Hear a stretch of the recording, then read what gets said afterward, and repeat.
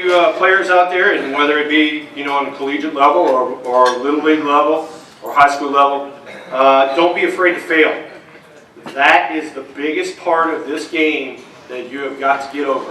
On the hitting side, if you fail 7 out of 10 times, you are a very good hitter. On the pitching side, you could throw a ball right down the middle and then be fouled off, and then the next pitch, you can paint one on the black, the guy will take you deep. So, do not be afraid to fail. This game is about being aggressive. And so that's the one thing that I want to tell you guys. Look, failure is part of it. And guess what? We all got to have a little thick skin. That's just the way this game works. But do not be afraid to fail and stay aggressive. Never ever give up. Ever, never give up. That's the great beauty of this sport.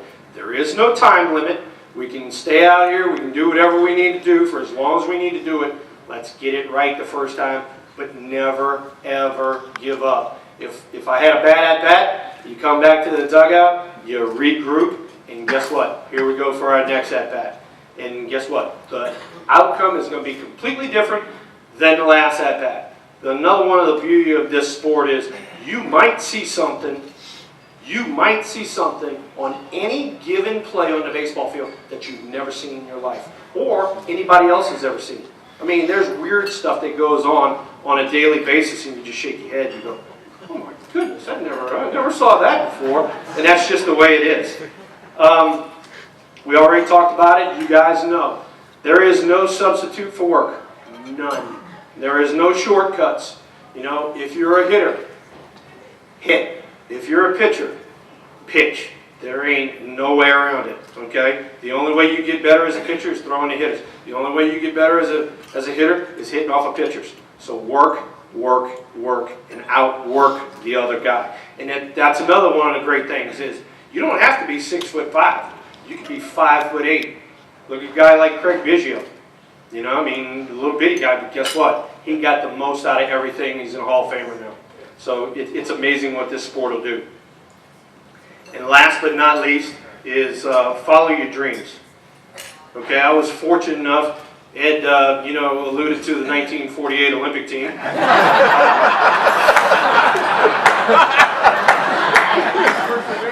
I was able to. It was on a weekend, believe it or not. It was on a weekend in the fall. I was at Mississippi State, and we were playing our hated rivals, Ole Miss Rebels, and they were playing in Jackson, Mississippi. And I actually, believe it or not, went to a tryout camp at Ole Miss on the baseball field. And they had 72 gentlemen out there that day, and they picked one guy off of that field for the 1984 Olympic team. It just happened to be me. So instead of hanging out with my friends and going to football games, I followed my dream. All right? That's basically what I'm telling you guys. All right, so now we're switching gears here. All right, not everybody gets a chance to visit a major league locker room. Not everybody gets a chance to hear the good stories, shall we say. Y'all get like the watered down versions. So we're going to fire this one at you. The current manager of the Washington Nationals, Mr. Matt Williams, was a third baseman with the San Francisco Giants. And Matt is a very intense young man. And he did not like it when he struck out by any stretch of the imagination. And in Candlestick Park, which was our home ball field, from the clubhouse to the dugout was about a 50-yard long tunnel, and there was 3 light bulbs. And so you guys have beaten me to the punch here. All right. So Matt would strike out once or twice, and there went a light bulb. Another strikeout, it went another light bulb, and pretty soon, you're coming in off the field after the game, and you're like, you're walking down the hallway like this. So our equipment manager and myself, because I just happened to be in the middle of all the shenanigans, we tried to figure out a way to put a punching bag up there. So we took measurements and all that sort of stuff, and we were going to let Matt blow off a little steam down there instead of whacking all our light bulbs every day. And we couldn't find a punching bag that fit. We had too much stuff going on down there, bat rack, the whole works. And so it just so happened about 3 weeks later, I'm walking in front of a drugstore, Walgreens, whatever you might want to call it. And I know a lot of the older people in the crowd. You guys remember the Bozo the Clown with the sand in the bottom of it? Yeah. Oh yeah. So anyway, so for you younger guys, Bozo the Clown had sand in the bottom of it, all right? And he's just an air dummy, all right? You hit him, he bounce, he pop back up, you know? And so we just so happen to be playing the Los Angeles Dodgers, which all you guys know is our hated rivals. And Matt Williams is up at the plate, and I'm down in the tunnel, and I'm blowing up Bozo. So I get Bozo blowed up. There he is. He's sitting there waiting on him. And as on cue, strike one, strike two, strike three. Here he comes. Woo-hoo-hoo, boys, check this out. And so we're all sitting on the bench, right? And he goes down there. First thing he sees is Bozo. Now, you got to remember, this is a big old fella, all right? Back in the day, Matt Williams probably 6'3", 6'4", 220. And there's Bozo. Man, he hauls off. And boy, he catches Bozo dead center. And I don't know how he did it. I have no clue. I guess it must have surprised him and caught him off balance. I don't know what it was. Bozo went pop, pop, pop back up and knocked him on his ass.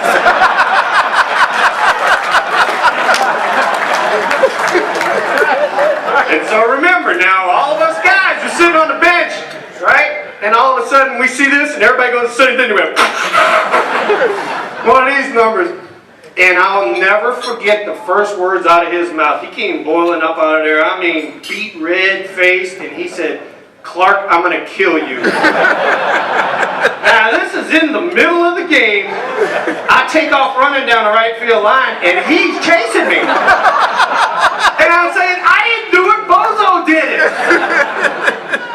So needless to say, it took him a while to calm down, and I had to have a few teammates help me on that one. Kevin Mitchell, our four-hole hitter, Boogie Bear is what we affectionately called him. Just a beauty. I mean, a beauty. In the 3.5 years that I played with him, he owned 54 cars. He would have a car for a week and turn around and sell it. And back in the day, you know, I think now it's a 350 ZX or something like that. It used to be 240 ZX. And he had it like low riding and had the 18 woofers and speakers and tweeters and all that. And he drove it for a week and gave it to his 84-year-old grandmother. So you can hear her go coming down the street, you know. He had a 560 SEL Mercedes, had it all gold out, and the woofers and the speakers and the tweeters and all that. He drove that thing he bought it for 90 grand. He bought it, and he drove it for a week and then sold it to Willie Mays for 55 grand. So he lost 40 grand in that deal. So anyway, so he shows up at the ballpark with a 911 Porsche Carrera with the rag top, all right? And all of a sudden, he shows up and he's got these two Rottweiler puppies. So he tries to bring the Rottweiler puppies into the clubhouse.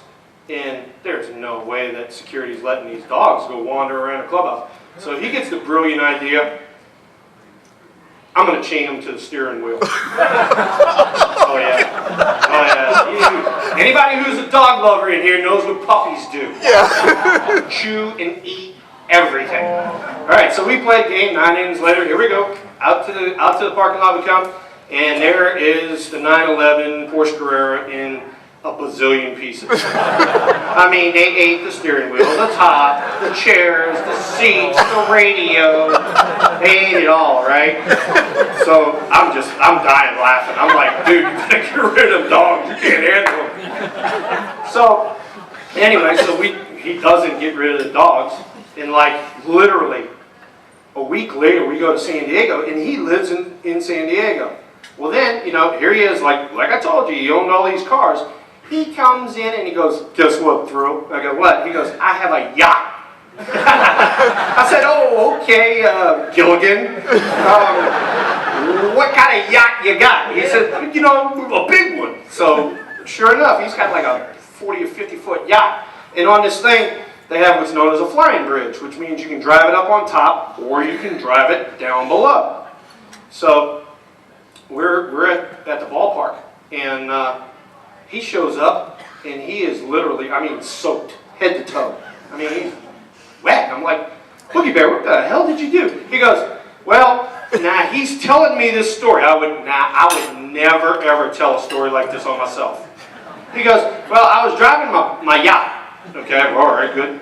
And I couldn't figure out whether he was on top or on the bottom, whatever. But he was walking in between the flying bridge, so he was either going to drive it on top or on the bottom, whatever. Guess who's involved? The two Rottweiler puppies. Thank you. Thank you. You guys are good at this. I like this.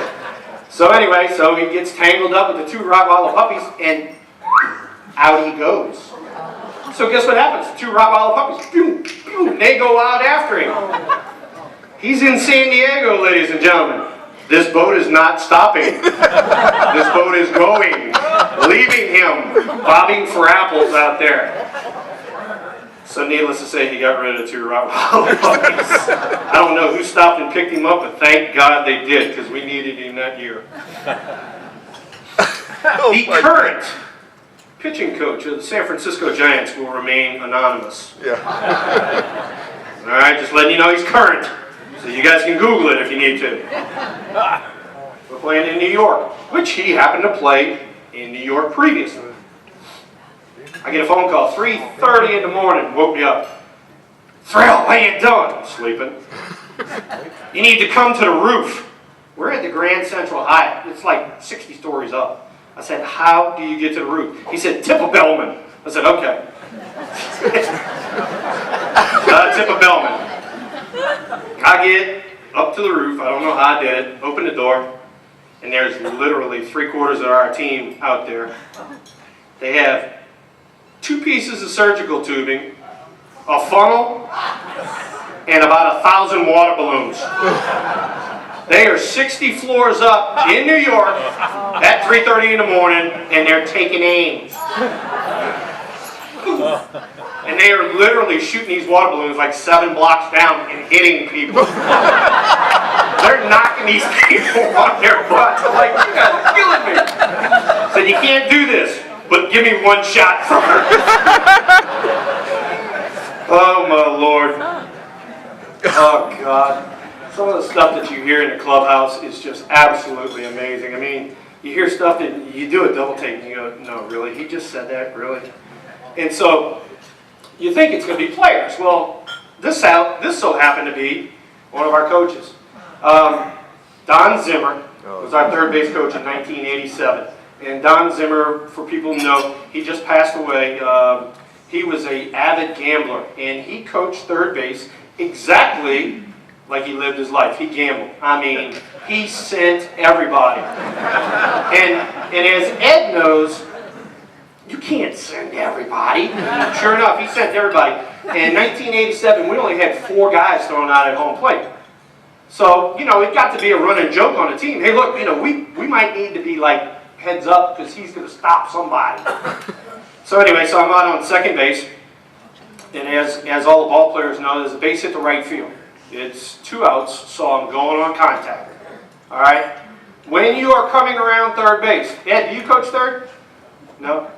Ed, when you're coming around third base, most of the time your third base coach is going to give you some sort of heads up. He's going to give you a, hey, take it easy, you got it, no problems. Hey, you need to hurry, let's go, let's go, let's go. It's going to be close, one of these numbers.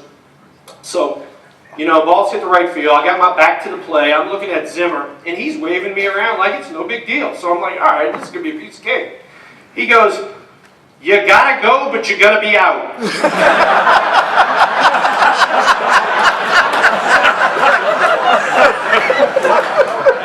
Time out here. If I'm going to be out, why are you sending me? So as luck would have it, throws up the line or whatever it was, slide in safe, one of those numbers.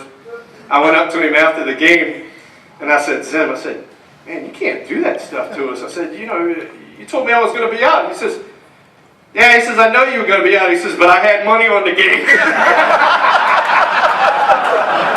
He was lying. He was lying. All right.